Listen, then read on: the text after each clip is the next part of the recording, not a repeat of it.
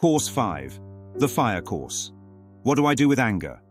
Picture someone standing in front of a stove, staring at a pot that's boiling harder than the recipe ever asked for.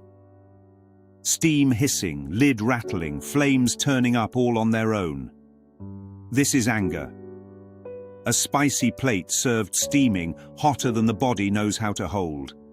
Young adults feel it every day. Rage, injustice, betrayal, heartbreak, pressure, disappointment, the silent fury of being misunderstood. But no one ever taught them what to do when the heat rises. Most people think anger is something that happens to them, like a fire that leaps out of the dark and lands in their chest. But here's the truth the world forgets. You made the anger real, and now you think you have to do something with it. When the fire flares up, the first impulse is to act. Say something, break something, block someone, throw a punch at a wall or at yourself.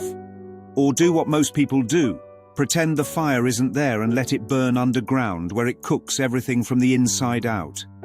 But anger isn't a command. It's a message. It's the mind trying to tell you something you haven't been willing to look at. Let me tell you the story of a young adult named Ray. Ray kept blowing up at everyone, friends, co-workers, teachers, strangers who looked at him wrong. He thought people were triggering him, pushing his buttons, disrespecting him on purpose. But one day someone asked Ray a question he had never heard before.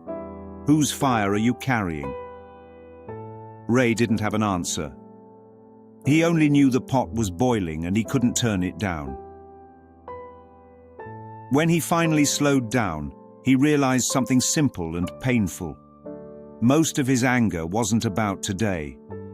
It wasn't about the person who cut him off in traffic or the friend who didn't text back.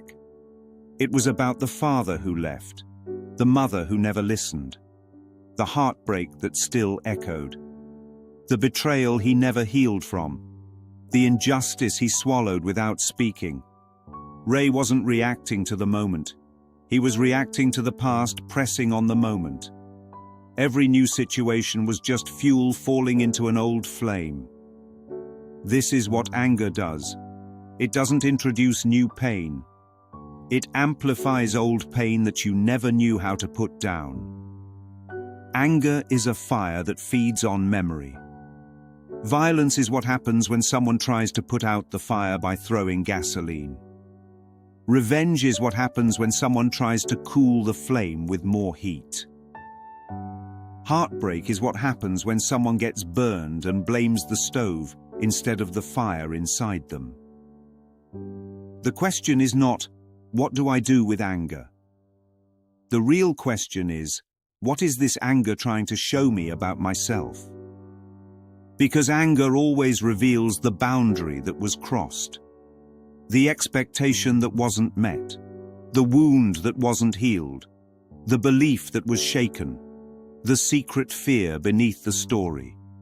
And when you see what the fire is pointing to, the flame starts to drop. Well, not because you fought it, not because you suppressed it, but because you finally listened.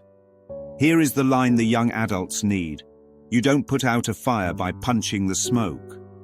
You put out a fire by looking at what's burning.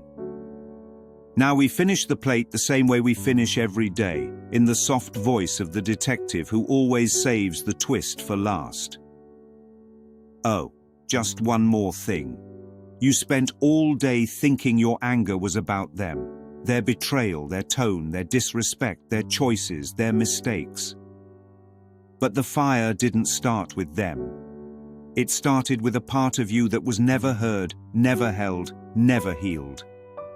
And the moment you stop fighting the anger and start asking what it came to show you, the flame drops to a whisper. Tomorrow we move to the bread of separation. Why do I feel alone even around people? Warm, divided, broken into pieces and served with the ache of comparison, jealousy and FOMO.